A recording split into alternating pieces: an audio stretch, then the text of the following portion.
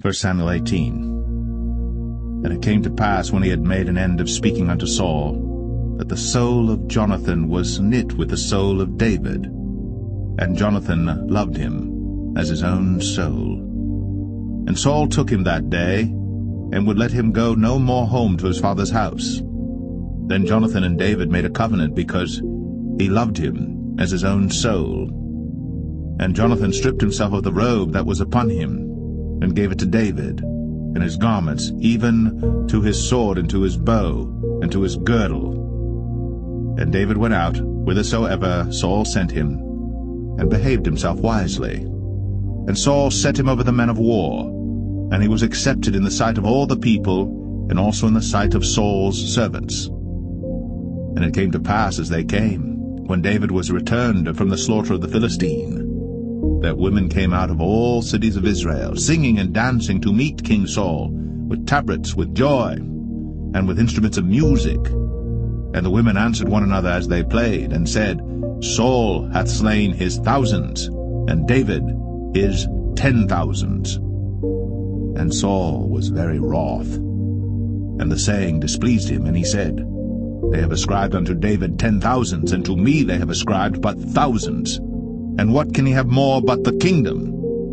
And Saul eyed David from that day and forward. And it came to pass on the morrow that the evil spirit from God came upon Saul, and he prophesied in the midst of the house. And David played with his hand, as at other times. And there was a javelin in Saul's hand. And Saul cast the javelin, for he said, I will smite David even to the wall with it. And David avoided out of his presence twice. And Saul was afraid of David, because the Lord was with him, and was departed from Saul. Therefore Saul removed him from him, and made him his captain over 1,000. And he went out and came in before the people. And David behaved himself wisely in all his ways, and the Lord was with him. Wherefore when Saul saw that he behaved himself very wisely, he was afraid of him. But all Israel and Judah loved David, because he went out and came in before them. And Saul said to David, Behold, my elder daughter Merab, her will I give thee to wife.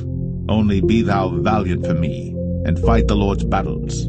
For Saul said, Let not mine hand be upon him, but let the hand of the Philistines be upon him.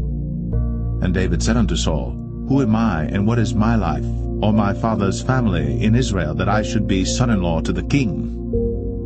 But it came to pass at the time when Merab, Saul's daughter, should have been given to David, that she was given unto Adriel the Maholathite to wife. And Michal, Saul's daughter, loved David. And they told Saul, and the thing pleased him. And Saul said, I will give him her, that she may be a snare to him, and that the hand of the Philistines may be against him. Wherefore Saul said to David, Thou shalt this day be my son-in-law in the one of the twain.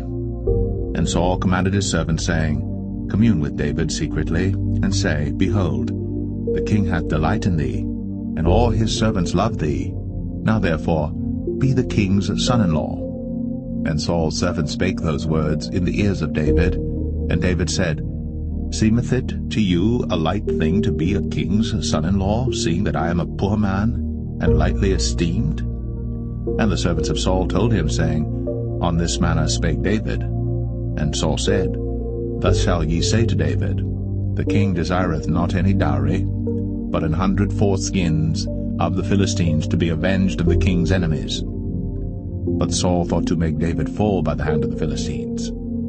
And when his servants told David these words, it pleased David well to be the king's son-in-law, and the days were not expired. Wherefore David arose, and went, he and his men, and slew of the Philistines 200 men. And David brought their foreskins, and they gave them in full tale to the king, that he might be the king's son-in-law.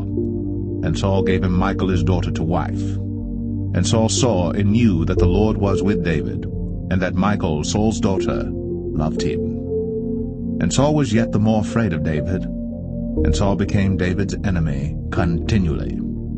Then the princes of the Philistines went forth, and it came to pass after they went forth that David behaved himself more wisely than all the servants of Saul, so that his name was much set by.